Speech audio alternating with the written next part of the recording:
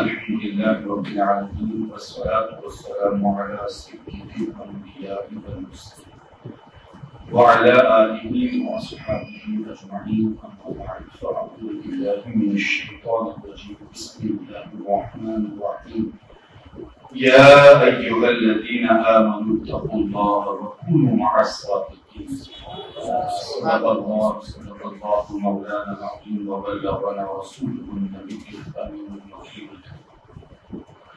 व नहनु अला ज़ालिका लमिनश शाहिदीन वश्शाकिरीन वल्हम्दुलिल्लाहि रब्बिल आलमीन मौला सल्ली व सल्लिम दाइमन अबदन अला हबीबिका खैरिल खल्क़ि कुल्लिहिम वल हबीबुल्लज़ी तुरजा शफ़ाअतुहु लिकुल्लि कौलिन मिनल अक़वालि आमीन या रब्बी बिल मुस्तफ़ा बल्लिग़ मक़ासिदना या रब्बी बिल मुस्तफ़ा बल्लिग़ मक़ासिदना या रब्बी बिल मुस्तफ़ा बल्लिग़ मक़ासिदना वग़फ़िर लना मा मज़ा या वासिअल रहम। इंतहाई यकीनत व मौक़िफ़ के साथ बारगाह रिसालत माफ़ सल्लल्लाहु तआला अलैहि वसल्लम में दुरूद पाक का नज़राना हकीकत पेश करें।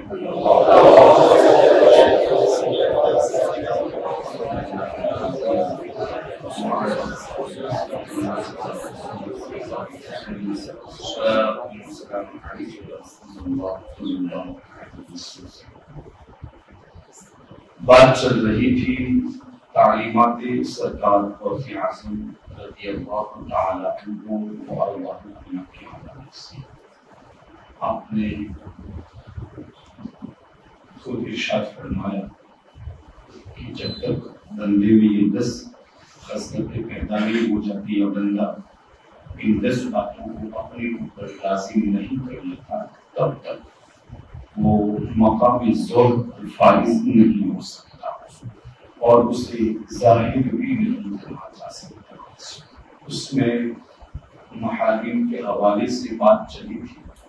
फिर मैंने ये मुनासिब समझा कौम की इस्लाह की खातिर और आवाम की इस्लाह की खातिर कि अपनों को फितरों से आगाह कर और उनको उस गलत राह से बचाने की कोशिश कर। उसी के साथ साथ मैंने फिर ये भी मुनासिब समझा कि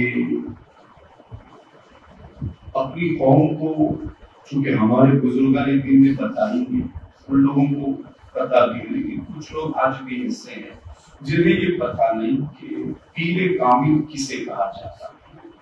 तो इस्लाह की खातिर और इल्म पहुंचाने की खातिर, दुनियावी और उखरवी मफाद की खातिर और खुद अपनी आखिरत संवारने की खातिर मैंने पीरे कामिल की 4 शर्तों के हवाले से गुफ्तगू की कि पीरे कामिल कैसा होना चाहिए, और फिर ये बताया कि जब तक ये 4 बातें उसमें न पाई जाए तब तक वो पीरे कामिल नहीं हो सकता। और वल्लाह मस्जिद में खड़ा हूं, मेरा मकसद सिर्फ और सिर्फ इस्लाह करना था।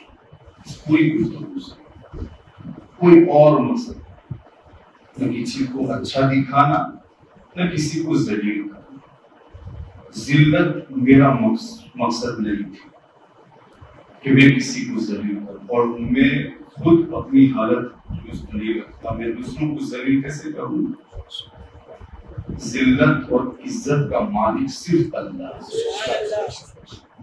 न किसी के जलील करने से कोई जलील होता है, न किसी की इज्जत देने से कोई इज्जत वाला होता है। हाँ, जिसे अल्लाह रब्बुल इज्जत दे दे वो इज्जत वाला हो जाता है, और जिसे अल्लाह खुद जलील करना चाहे वो जलील हो जाता है।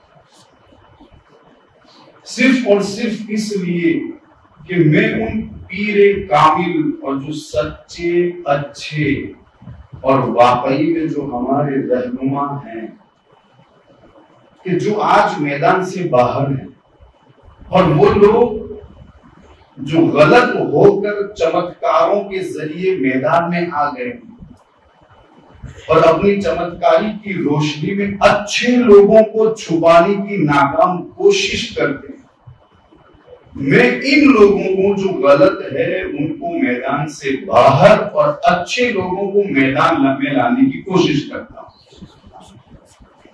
कि जब गलत लोग हमारे मुआशरे में, हमारे दरमियान में आकर भोली कौम का नाजायज फायदा उठाकर उनको गलत रास्ते पर ले जाएं, ऐसे वक्त में वो पीराने इज़ाम जो वाकई में मुस्तफा करीम की बताई हुई सीधी राह पर गामजन है और उनके अंदर ये औसाफ अल्हम्दुलिल्लाह पाए जाते हैं, उन्हें किनारे पर नहीं, उन्हें मैदान में आना चाहिए और मैदान में आकर अपने हल्का इरादत में लोगों को लेकर उनको सीधी राह बताना चाहिए। सच्चे लोग जब मैदान में आएंगे तो गलत लोग खुद ब खुद मैदान छोड़कर भाग जाएंगे। इसलिए सच्चों को मैदान में लाने की ये मेरी कोशिश है। अब आप सोच रहे होंगे कि आपकी इस कोशिश से क्या होगा, लेकिन सारा का सारा मामला अल्लाह के सुपुर्द है। बताना मेरा काम है, अमल करना न करना ये आपका काम है और अल्लाह रब्बुल इज्जत का काम है कि वो इसे कबूल फरमाए और इसे इज्जत बख्शे। बात चल रही थी तीसरी शर्त की कि जो पीरे कामिल हो वो इतना इल्म रखता हो कि अपनी जरूरत के मसाइल को खुद किताबों से अखज कर सके और जो उसके हल्का इरादत में है जब जब उन्हें जरूरत पड़े वो उन मसाइल को उन लोगों तक पहुंचाए ताकि वो लोग भी सीधी राह पर गामजन रहे और आखिरत की तरफ रवाना। लेकिन हमारे मुआशरे में कुछ ऐसों ने कब्जा जमा लिया है कि जिन्हें इल्म से कोई वाकिफियत नहीं। इसी की मुनासबत से मैंने बताया था कि सरकार गौसे आजम और सरकार गरीब नवाज, ये दोनों शख्सियतें हमारे लिए मिशअले राह है। हर पीर बनने से पहले इनकी शख्सियत को पढ़ लें। बहुत सारे औसाफ जो जरूरी है वो इनमें नजर आएंगे, लेकिन सबसे नुमाया वक्त इनके अंदर अगर कोई होगा तो वो आपको यही नजर आएगा कि इन्होंने अपना सब कुछ छोड़ के, बल्कि सरकार गौसे आजम ने अपनी बुरी मां को भी छोड़ के तलब इल्म का सफर किया है। कितनी उम्र? 12 साल की उम्र थी। कितनी उम्र थी? तवज्जो है आप लोगों की? 12 साल की उम्र थी। 18 पारे में तो हाफिज भी पैदा हुए थी। मेरे रब ने बड़ा मकाम अता फरमाया था। बस यही बात मैं आपको समझाना चाहता हूं, समझे। इतने बड़े मकाम पर फाइज होने के बावजूद 12 साल की उम्र में घर को छोड़ना, घर की नेमतों को, सहूलतों को, मां की मोहब्बत को, शफकत को छोड़कर गीलान से बगदाद का सफर तय करना, ये कोई मामूली बात क्यों की नहीं? इतने बड़े सफर पर रवाना ना होते और वहीं पर कुछ पढ़ लेते तब भी वो तो पीरे कामिल थे।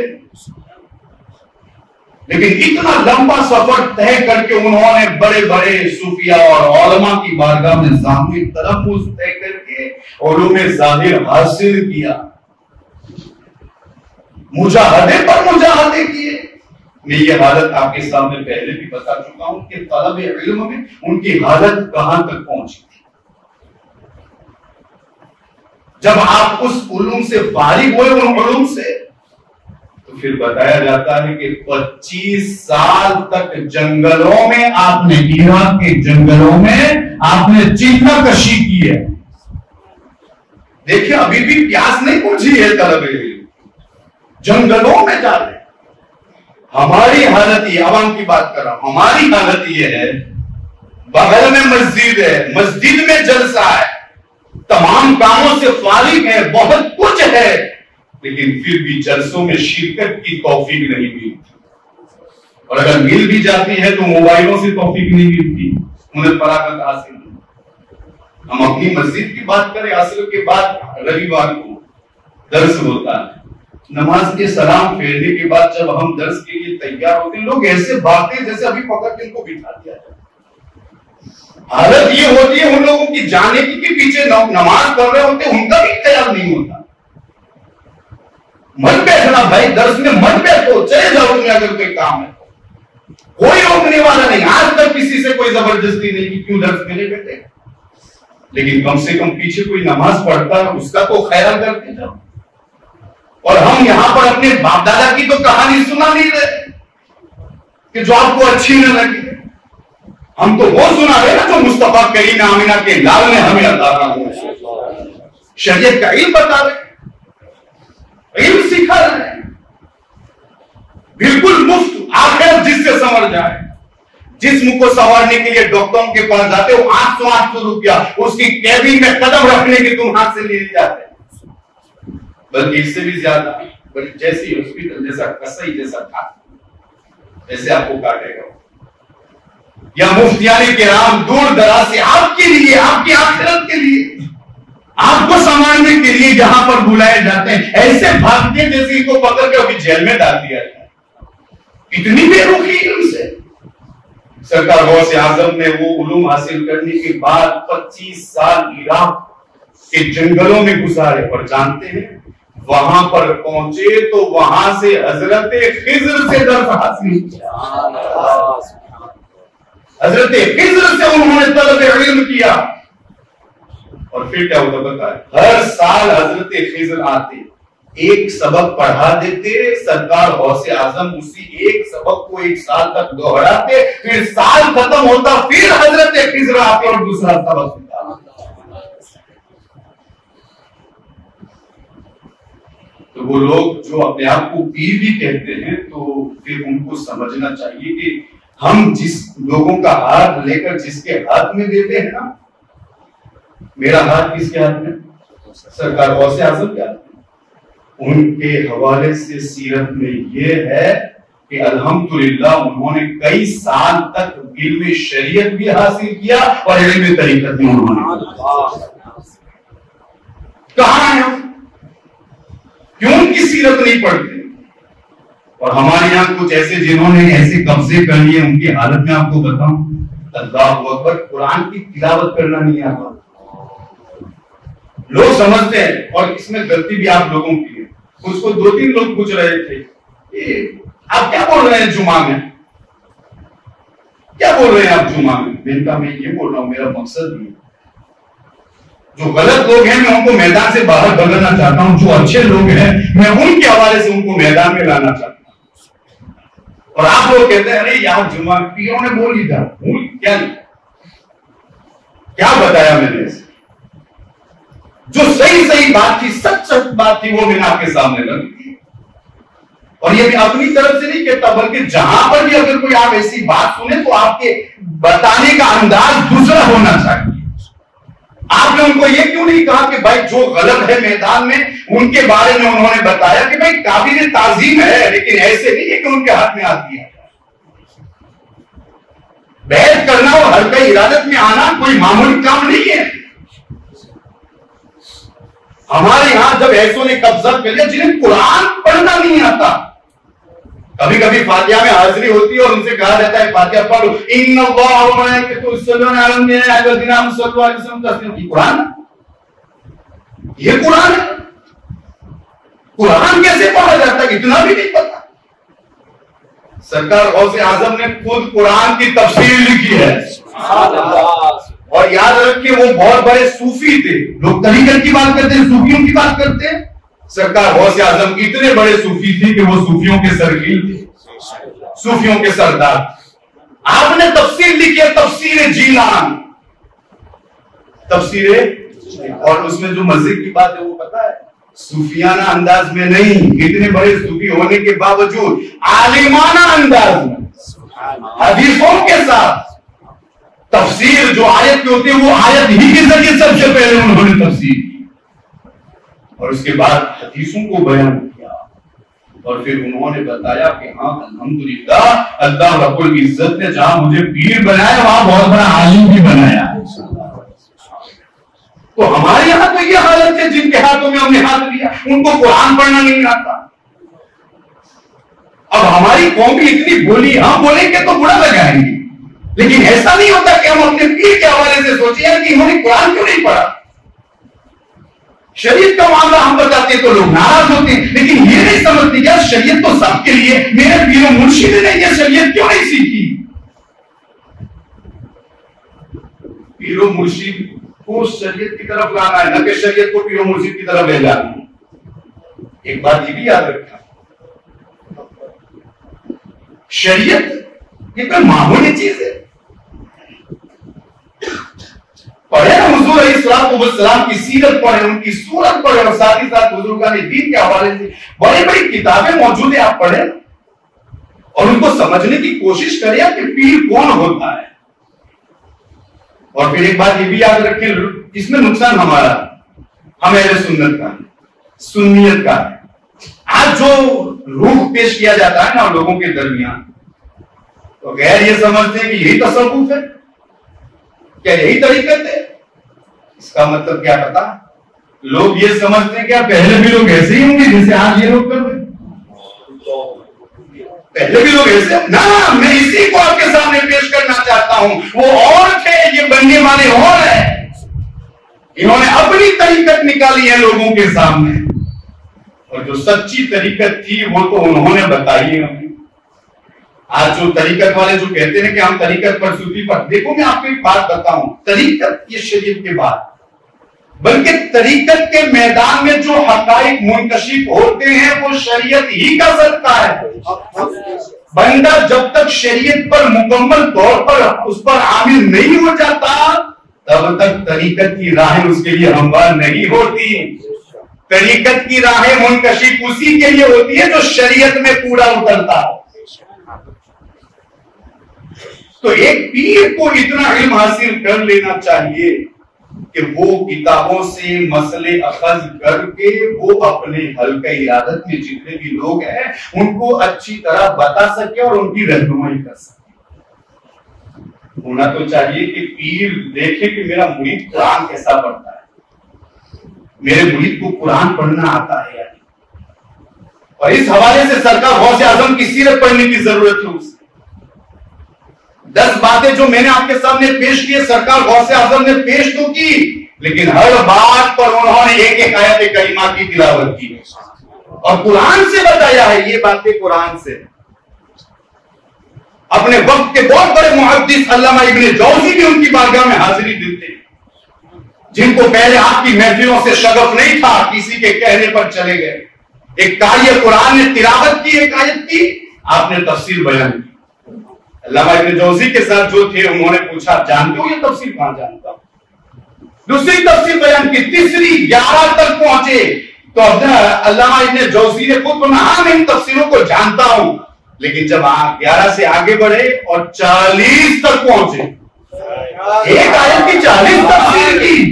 11 के बाद जब इब्ने जौजी से पूछा गया, जानती है तफसीर? का नहीं जानता।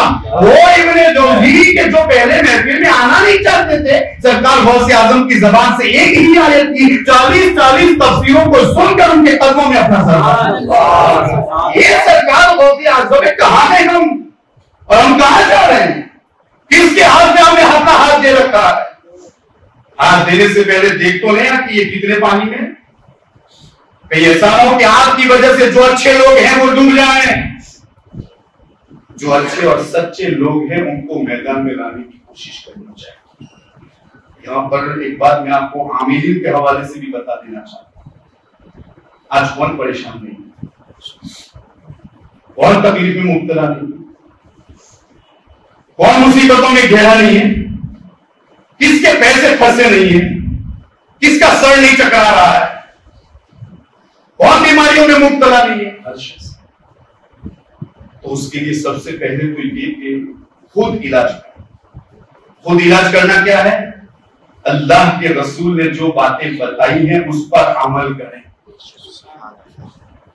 खुद कुरान पढ़े और कुरान से शिफा हासिल करें, क्योंकि कुरान के हवाले से खुद रब कदीर ने फरमाया, वनुनज़्ज़िलु मिनल कुरान मा हुवा शिफाउन व रहमतुल लिल मुमिनीन। वो खुद पहले कुरान से शिफा हासिल करें। हाँ, अगर आपकी ज़बान में तासीर नहीं है और फिर अभी भी बात नहीं बनती, तो अब आप पर जरूरी है दवा कराएं और दवा के साथ साथ दुआ भी कराएं, लेकिन दुआ हर ऐसे वैसे के पास नहीं, जो इस मैदान में सबसे सच्चा हो उसके पास जाए और उससे इलाज कराए। इसी महफिल में अगर खड़ा करूं तो कई नौजवान ऐसे हैं जो गलत लोगों के पास चले जाते हैं। अल्हम्दुलिल्लाह आज बहुत सारे हैं। आप ये ना समझे कि लोग यहां इस दुनिया से गायब हो गए, इस मैदान से गायब हो, तलाश करने की जरूरत है। आज भी अल्हम्दुलिल्लाह बहुत सारे आमिल हैं, आप क्यों तलाश नहीं करते? मुसीबत दूर करने के बजाय आप पर और ज्यादा मुसीबत ला रहे हैं, उनके पास क्यों जाते हो?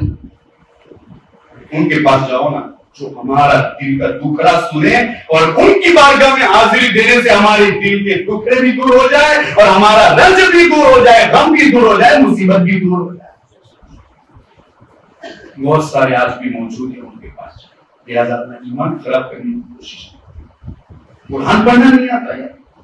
अब देखिए मुअव्वज़तैन, कुल अऊज़ु बिरब्बिल फलक, कुल अऊज़ु बिरब्बिन नास, कितनी मुअत्तिर सूरत है। आका फरमाते हैं मैंने पूरे कुरान में मुअव्वज़तैन के सिवा झाड़ फूंक में, दम में किसी और सूरत को नहीं देखा। लेकिन अफसोस यहां पर है ना, हमने पढ़ाई नहीं, हम कुछ करना नहीं चाहते, बस कोई हमको दे दे, उसको पास में रख ले, जेब में रख ले, बांध दे गले पर, बस काम हो जाना चाहिए। हम कब पढ़ेंगे कुरान? हम इससे फायदा कब उठाएंगे? एक शख्स का फोन आया मेरे साथ, शायद शायद या फिर हाफिज साहब थे, हम असर के बाद निकलते हैं, फोन आया क्या फलां मुसीबत है, तो रात को मैं डर जाता हूं और यूं लगता है कोई मेरे जिस्म पर बैठ जाता है। फिर क्या देखें, सबसे बड़ी बात है जब सोए तो कुरान पढ़ के सोया करें। जो हुजूर अलैहिस्सलाम का तरीका था वही मैंने आप उनको बताया। लेकिन जानते हैं वो जिद क्या कर रहा था, कोई ताबीज दे दो और मुंह भी ना पड़े, ऐसा कुछ करो।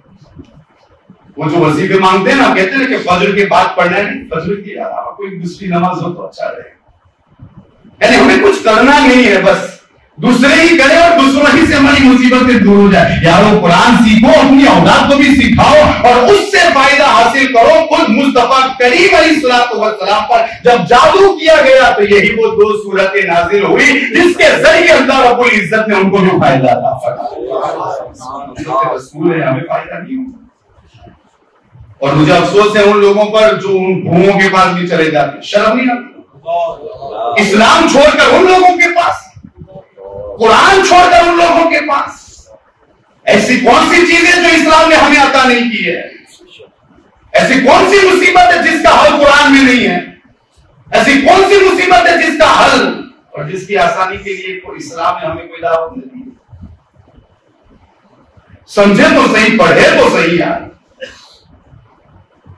कुरान पढ़ेंगे तो दीन और दुनिया के फवायद हासिल होंगे। क्योंकि दुश्मनी है ना भाई के साथ, अब उसको दुश्मनी में नुकसान पहुंचाने के लिए मुझे कुछ तो करना पड़। चले गए भूमों के पास, जादू करवा दिया उन पर और इस तरह से न जाने कैसे कैसे काम करवा दिया जिसकी वजह से पूरी जिंदगी अब वो मुसीबतों में गिरफ्तार हो गया। तो ऐसी हालत आ सकती है, लेकिन इसका मतलब ये तो नहीं कि हम जैसे वैसों के पास चले जाए। सच्चे आमिल तलाश, सच्चे आमिल कि जो आपकी मुसीबत को दूर करना जानता, जिन्हें खुद कुरान पढ़ना आता, जो कुरान पढ़े और दम करें तो उसकी तासीर भी हमें नजर आ।